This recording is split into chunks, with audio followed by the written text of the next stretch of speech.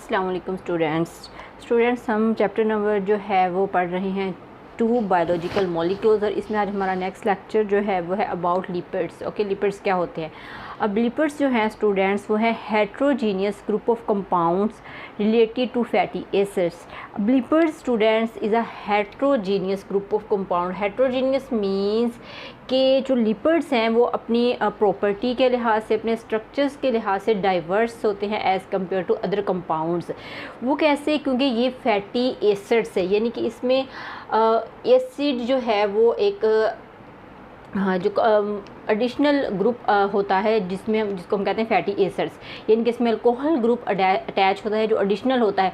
और ये इसी वजह से हम इसको कहते हैं कि हेट्रोजीनियस है अपनी प्रॉपर्टी के लिहाज से। वो किस तरह से कि they are insoluble in water but soluble in organic solvents.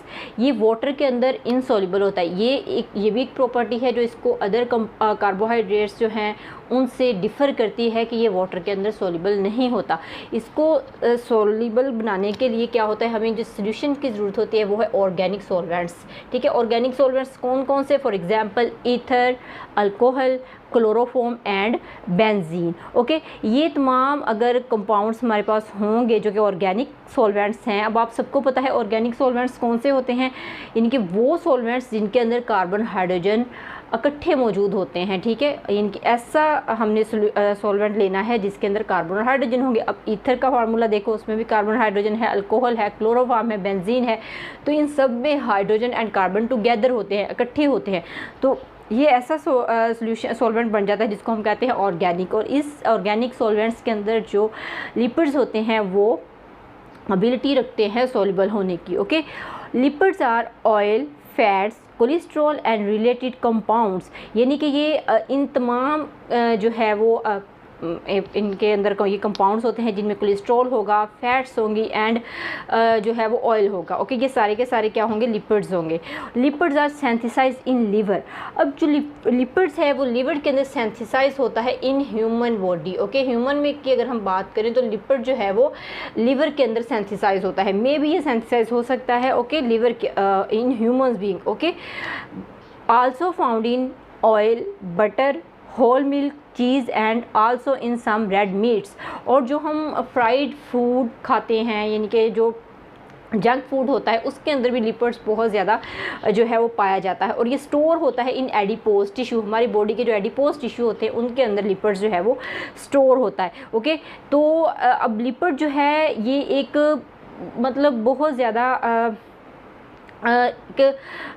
Lipid rich compound है जिसके अंदर जो स्टोर होता है इन ह्यूमन बॉडी के अंदर। ठीक है, इसीलिए कहा जाता है कि जो ऐसी फूड्स हमें ज़्यादा नहीं खानी चाहिए जिनके अंदर लिपिड ज़्यादा अगर ऐसी फूड हम खाएंगे तो उससे क्या होगा, वो हमारे एडिपोज टिश्यू में स्टोर हो जाएगा और देन इसको जो है ब्रेक डाउन करना बहुत ज़्यादा मुश्किल हो जाता है। हमारी बॉडी के अंदर ये जो है वो मोटापा लेके आता है। ओके, अब नेक्स्ट हम इसकी प्रॉपर्टीज़ पे बात कर लेते हैं कि जो लिपिड्स हैं उसकी सम प्रॉपर्टीज़ हैं। For example components of cell membrane, for example phospholipids. अब जो फॉस्फोलिपिड है लिपिड्स की टाइप वो पाया जाता है सेल मेम्ब्रेन में। अब आप सबको पता है student what is cell membrane. आप अपनी छोटी क्लासों से पढ़ते आ रहे हैं कि सेल मेम्ब्रेन क्या होता है।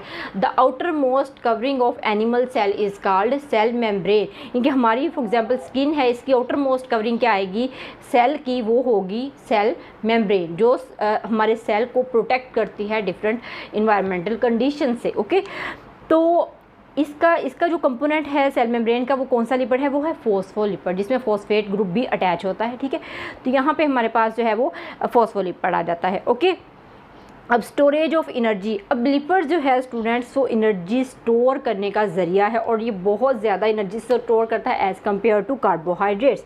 यानी कि जो लिपिड है स्टूडेंट ये double amount of energy store करता है। ठीक है, डबल अमाउंट ऑफ एनर्जी को, यानी कि जो कार्बोहाइड्रेट्स हैं देन कार्बोहाइड्रेट्स। ओके, अब ये क्यों ऐसा करता है, क्योंकि इसके अंदर बहुत ज़्यादा प्रोपोर्शन होता है कार्बन एंड हाइड्रोजन बॉन्डिंग का।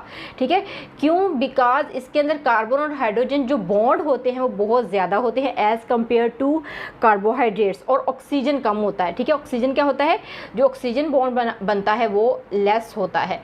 ओके, ऑक्सीजन का बॉन्ड लेस होता है और कार्बन एंड हाइड्रोजन के बहुत ज़्यादा जो है वो बॉन्ड होते हैं, जिस वजह से जो अब आप सबको पता है स्टूडेंट्स कि कार्बन हाइड्रोजन का बॉन्ड जब बनता है तो अगर हम उसको ब्रेक डाउन करेंगे तो जब भी वो ब्रेक डाउन होगा तो वो बहुत ज़्यादा एनर्जी प्रोवाइड करेगा। अब जितनी ज़्यादा प्रोपोर्शन होगी कार्बन हाइड्रोजन बॉन्डिंग की, उतनी ही ज़्यादा पॉसिबिलिटी है कि जब वो ब्रेक डाउन होंगे बॉन्ड तो उतनी ही ज़्यादा मिकदार में एनर्जी प्रोवाइड करेंगे। और इसी वजह से कहा जाता है कि ये जो लिपिड्स हैं ये मोर एनर्जी प्रोवाइड करते हैं देन कार्बोहाइड्रेट्स। ओके, तो इस हमारे पास ये स्टोरेज ऑफ एनर्जी, यानी कि एनर्जी स्टोरेज करने का एक अहम जो हमारे पास जरिया है वो है लिपिड्स। ओके, देन स्टूडेंट्स हम अदर प्रॉपर्टी की इसकी बात कर लेते हैं कि अदर प्रॉपर्टीज़ हमारे पास आते हैं। Also give protection, they provide insulation against hot and cold environment. अब लिपिड्स प्रोवाइड करते हैं प्रोटेक्शन को, आउटर सेल के आउटर जो भी इन्वायरमेंट है उस इन्वायरमेंट से ये सेल को प्रोटेक्ट करते हैं। अगर हम इंडिविजुअली बात करें तो सेल, क्योंकि सेलुलर लेवल से ही जो बॉडी है ऑर्गेनाइजेशन है स्टार्ट होती है, और अगर हम ऑल ओवर बॉडी की बात करें तो ये हमारे बॉडी के जो को प्रोटेक्ट करती है different cold and hot temperature से। ठीक है, तो जैसे बहुत बड़े जानदार होते हैं उनके अंदर ये एक बैरियर की तरह काम करती है। ठीक है, कि जब बहुत ज़्यादा ठंड आ जाती है तो क्या होता है कि उसकी एनिमल्स के अंदर बहुत ज़्यादा फैट जो है स्टोर होता है उनकी स्किन के साइड पे। ठीक है, तो उस स्किन के साथ जो लेयर होती है वहाँ पे बहुत ज़्यादा फैट होने की वजह से क्या होता है कि ये इंसोल्यूशन का काम करती है, ज़्यादा कोल्ड टेम्परेचर को इंटर होने से रोकेगी। ओके, और बॉडी को ज़्यादा से ज़्यादा गर्म रखने की कोशिश करेगी। ओके, इसी तरह जब हॉट इन्वायरमेंट होगा तो सेम एज इट इज़ ये काम करेगी, बॉडी को कूल डाउन करने की कोशिश करेगी।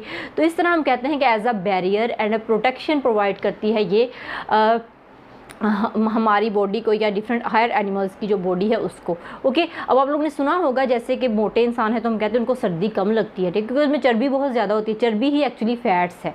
ओके, और they also act as water proof material. Okay, ये वाटर प्रूफ मटेरियल के तौर पे भी काम करता है। फॉर एग्जांपल आपको छोटी सी मैं एग्जांपल दूँ, अगर मैं अपने हाथ पे ऑयल लगा लेती हूँ और उसके ऊपर मैं वाटर फेंकूँगी तो वाटर स्लिप हो जाएगा। ठीक है, मेरे हाथ के अंदर या स्किन के अंदर एंटर नहीं हो सकेगा। तो उसने क्या किया, ऑयल ने क्या किया कि मेरी बॉडी को बचाया, वाटर प्रूफ मटीरियल बना दिया उसने। ठीक है, तो इस तरह ये as a water proof material भी काम करता है।